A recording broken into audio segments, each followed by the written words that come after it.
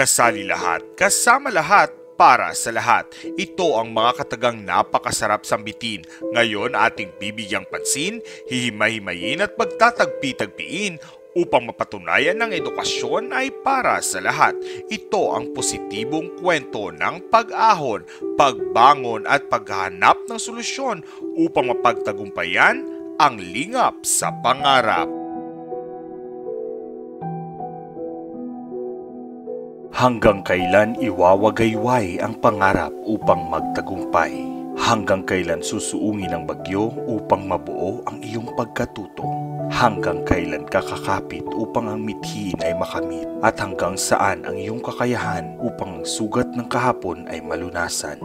Ika-8 ng Hulyo taong kasalukuyan, habang nagkukubli ang marami upang kaligtasan sa COVID-19 ay makamtan, isang hamon ang sumubok sa Lehek Magasa Elementary School. Isang extension class ng Baluan Central School nang maranasan ang hagupit ng ipu-ipong tumama at sumira sa kanilang mga classrooms. Kaibigan, sa kasalukuyan ay bumababa po tayo para mapuntahan po ang ating classroom na nadali po ng ipu-ipong.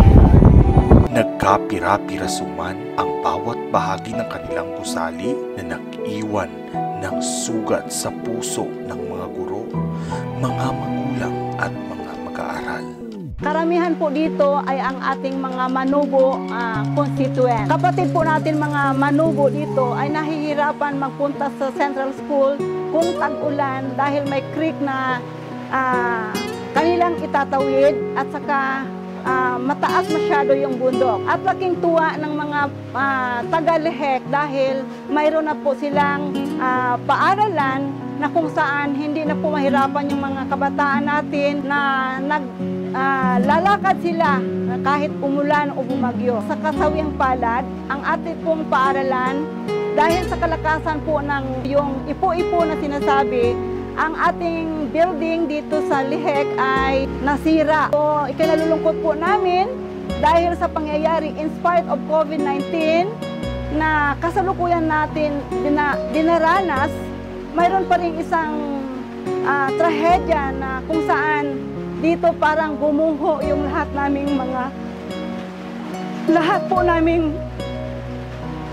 na ibuhos na tiyaga, sikap na may tayo po itong Lehek Extension School dahil sa kahirapan ng ating mga constituent dito na gustong-gusto nilang mag-aaral. Hindi po kami nawala na pag-asa na yung gumuho o yung nasira na building ay maitayong muli. Yung mga modules natin, in spite sa kahirapan, patuloy pa rin yung mga modules natin na kasalukuyan dinala po namin dito. So, salamat po sa lahat na nag-donate. So, kami po ay nananawagan sa lahat-lahat. Kami po ay humihingi ng tulong na kung ano man ang maitulong ninyo. Inaasahan po namin dahil ng mga kabataan natin dito nauhaw sa edukasyon. Sana po, hindi po na, in spite sa COVID-19, hindi po tayo mawala ng pag-asa. Tuloy pa rin sulong Palimbang Sea District para sa dekalidad na edukasyon. Nagpapasalamat po kami sa tulong ng ating division. Umuulan sa ngayon, pero andito pa rin sila para makita nila kung ano talaga ang nangyayari dito sa Lehek.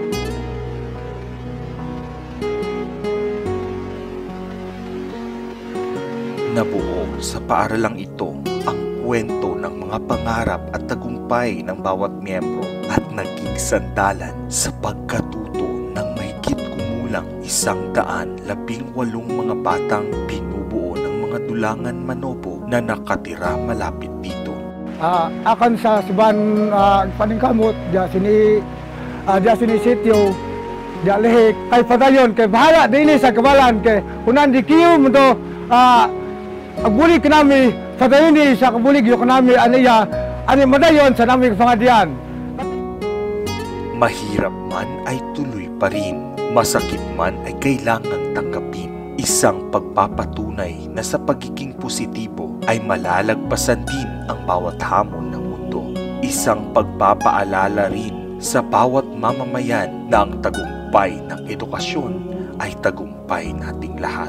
Kasangga sa paghilom ng kahapon ay ang sangay ng Sultan Kudarat na naglalayong mapabuti ang edukasyon ng bawat batang SK saan man, kailanman at anuman ang hinihingi ng pagkakataon. Ina-assure ko gid kamo dira sa Lihek nga ang inyos Sultan Kudarat Division wala gid nagapabaya. Ay isang kahapon lang nagsaka na gani aton nga mga personnel dira sa inyo para nga lantawon gid ang sitwasyon.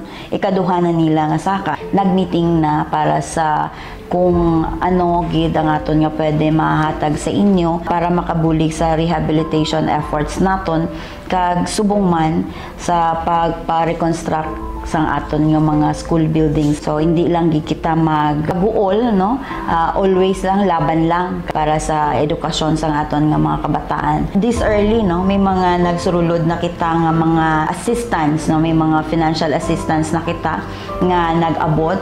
Subong nga adlaw naghatag Central Isulan Teachers, Employees and Retirees Multipurpose Cooperative. Ari kami sa division nga nagasuporta kag nagahimo gid sa mga efforts, no, nga para makabulig sa inyo tanan. Aton nga mga teachers bisan pa nga amo na ang natabo sa aton nga eskwelahan pero wala gid kita nagpadaog. Sige gihapon ang aton nga pagtrabaho sa aton nga mga SLM, sa aton mga self-learning modules para sa preparasyon naton sa aton nga school opening. So we would like to commend you and we are happy to hear na hindi tayo nagpapatalo sa kahit na anong kagipitan or kahit na anong mga unos na dumarating sa atin. For that very good effort that you have done there in Lihek Elementary School, I salute you. I would like to meet you someday para personal ko dito mo nga makita kag mapasalamatan. Aahon, babangon ang Lihek.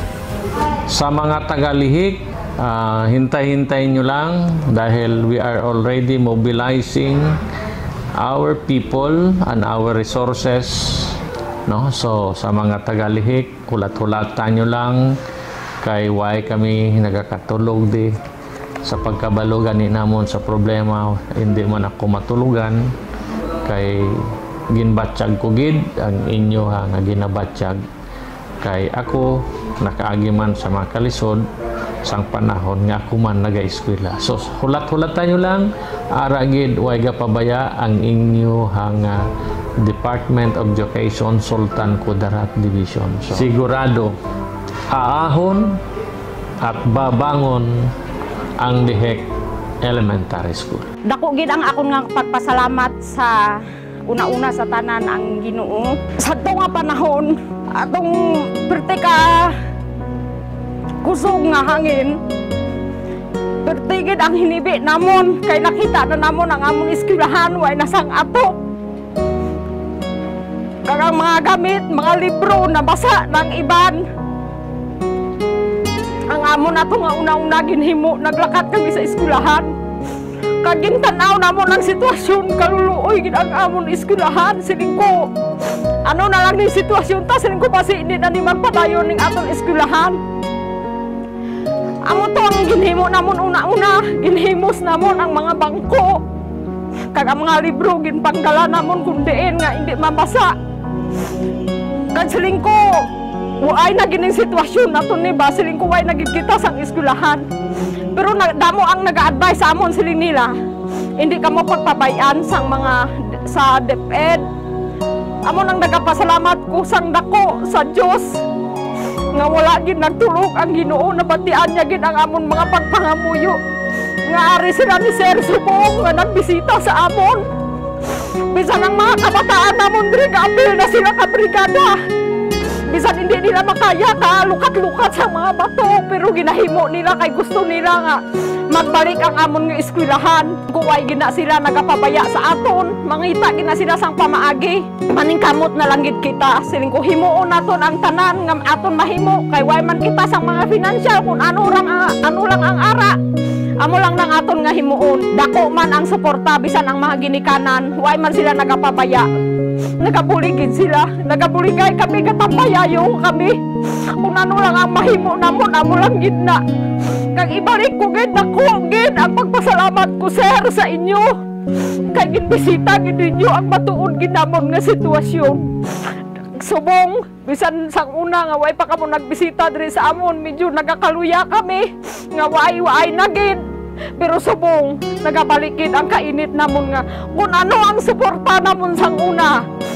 Mas labaw pagid ang suporta namon subong kay nakita gid namon nga kamo nagabulig sa amon. Pilit mang sinusubok ng pagkakataon, sindakin man ng hagupit ng kalikasan, balutin man ng takot dulot ng pandemya, sakbibi man ng pangamba dulot ng mapanghamong sitwasyon, hindi natitinag ang pusong may pag-aaruga sa mga bata. Hindi nawawala ng pag-asa ang mga gurong handang mag-alay ng serbisyo sa bansa. Hindi kailanman magdidilim ang daang tatahakin dahil sa lingap sa pangarap, lahat ng hangarin ay matutupad sa isang iglap.